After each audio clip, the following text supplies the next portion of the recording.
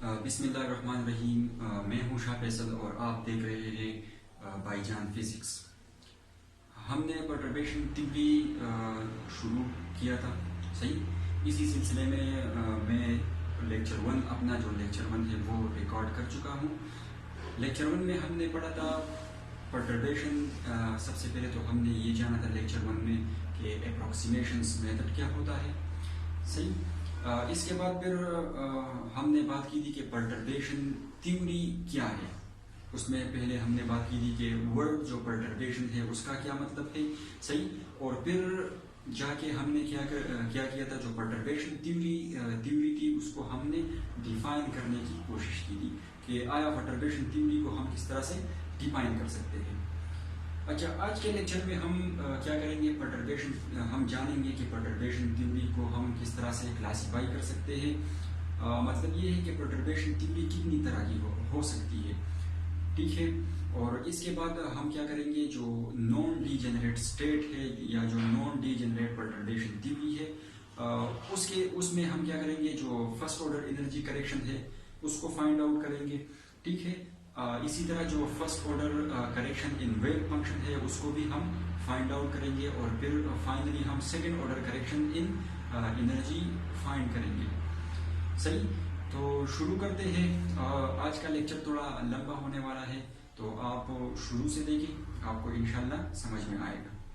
तो चलिए, सबसे पहले हम क्या करते हैं, परटर्बेशन थ्योरी को समझते हैं कि किस तरह से हम इसको क्लासिफाई कर सकते हैं, ठीक है। तो परटर्बेशन थ्योरी जो है उसको हम दो क्लास में डिवाइड कर सकते हैं, एक टाइम डिपेंडेंट परटर्बेशन थ्योरी और एक टाइम इंडिपेंडेंट परटर्बेशन थ्योरी, ठीक है। तो ये इनके दो मेन क्लास है। हम इसमें से परटर्बेशन थ्योरी को इन दो क्लास में से क्या कर सकते हैं, डिवाइड कर सकते हैं, सही।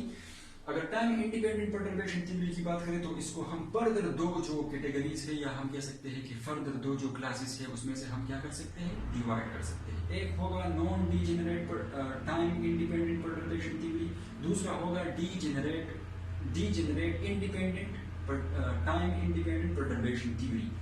इनके ये दो क्लास होंगे, ठीक है।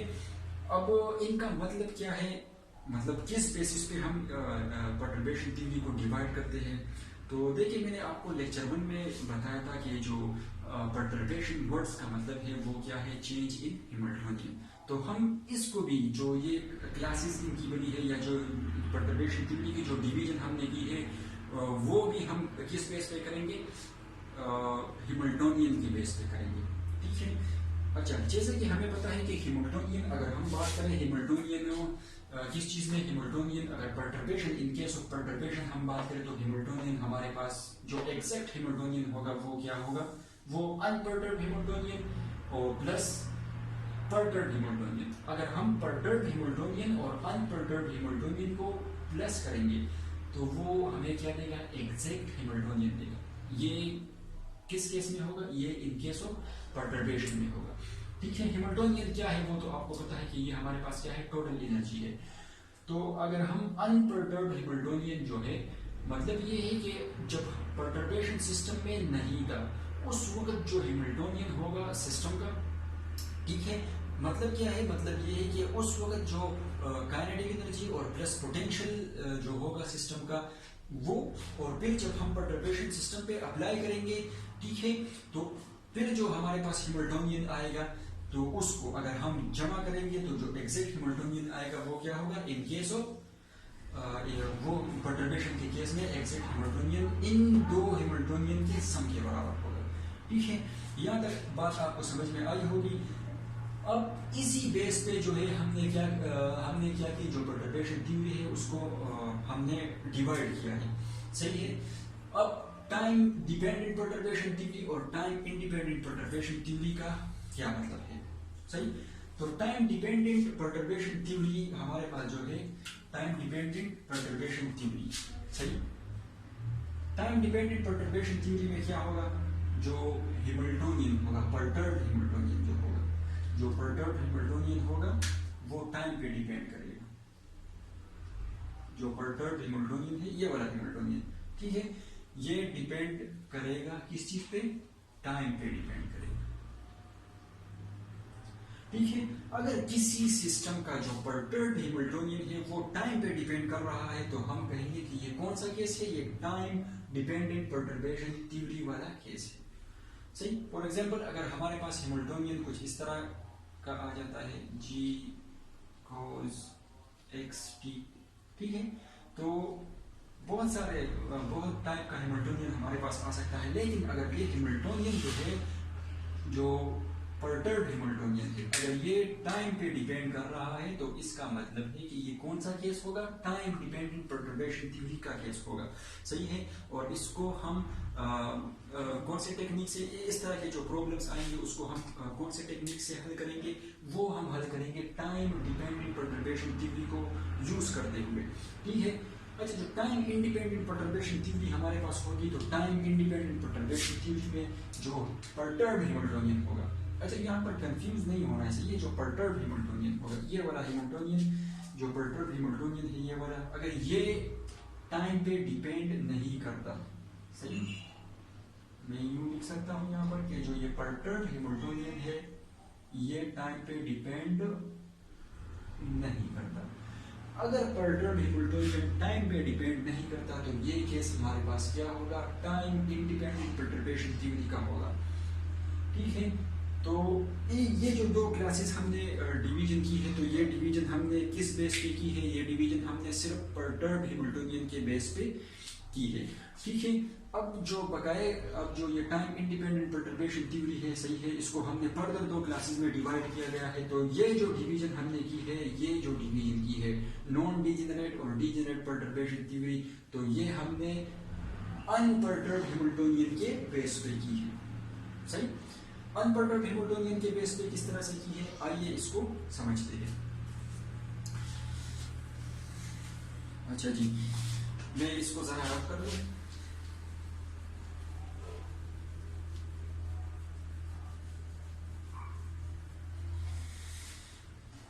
अच्छा, जो नॉन डीजेनरेट परटर्बेशन थ्योरी है और डीजेनरेट परटर्बेशन थ्योरी है, तो ये मैंने जैसे कि आपको बताया कि हमने क्या किया है, जो अनपरटर्ब्ड हैमिल्टोनियन था, अनपरटर्ब्ड हैमिल्टोनियन जो था, इनके बेस पे हमने अनपरटर्ब्ड हैमिल्टोनियन के बेस पे हमने क्या किया है, अच्छा मैं यहाँ से ये बता देता हूँ, सही, अनपरटर्ब्ड हैमिल्टोनियन के बेस पे हमने ये डिवीजन की है। अच्छा, जो नॉन डीजेनरेट केस है, ठीक है, चलो पहले डीजेनरेट केस को थोड़ा सा देख लेते हैं। जो डीजेनरेट, सही, टाइम इंडिपेंडेंट परटर्बेशन थ्योरी जो है, सही, non degenerate time independent perturbation theory में क्या होगा, यहाँ पर जो अनपरटर्ब्ड हैमिल्टोनियन होगा वो क्या होगा, वो डीजेनरेट होगा। क्या होगा, डीजेनरेट होगा। अनपरटर्ब्ड हैमिल्टोनियन क्या होगा, डीजेनरेट होगा। हम लिख सकते हैं कि unperturbed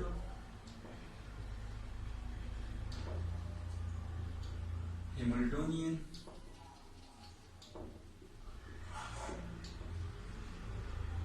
degenerate energy eigen value.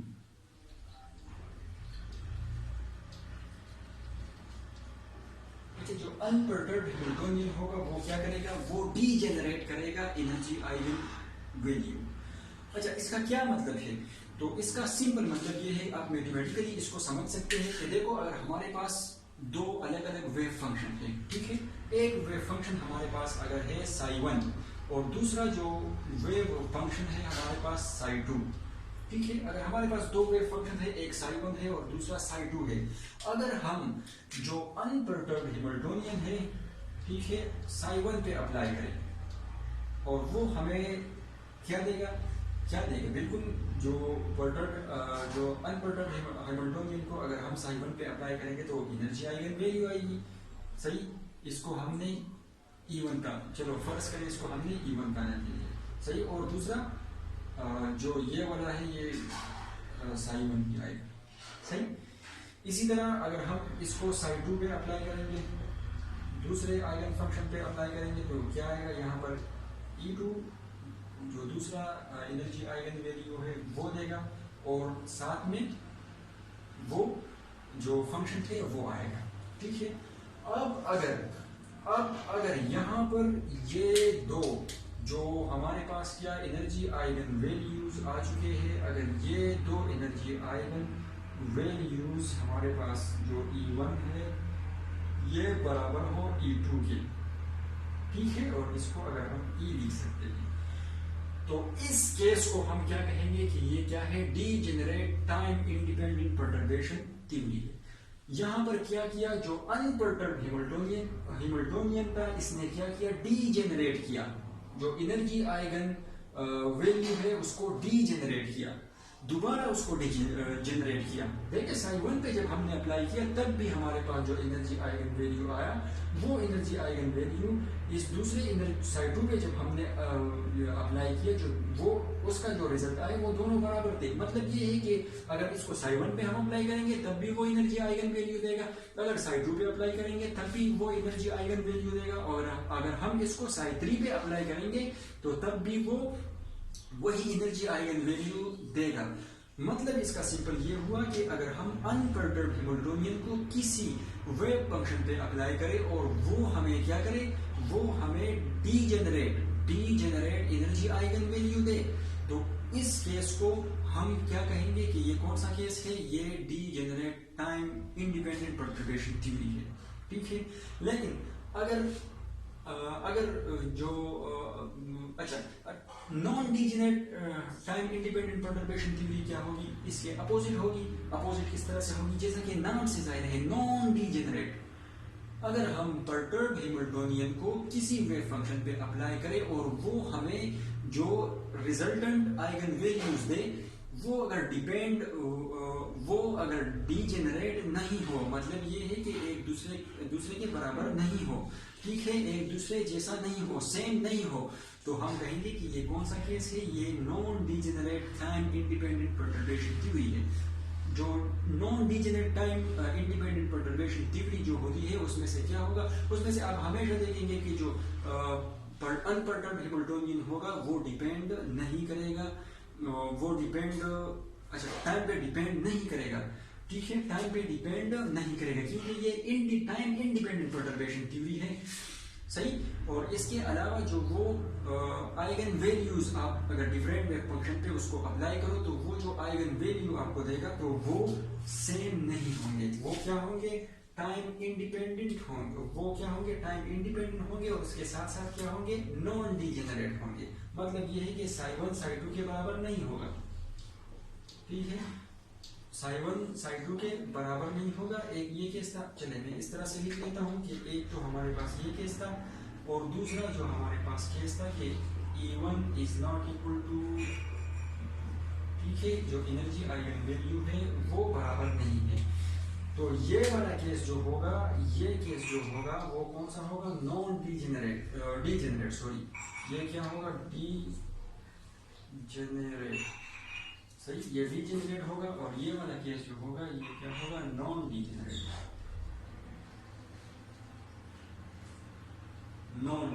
सही। ठीक है, तो यहां तक आपको समझ में आया होगा।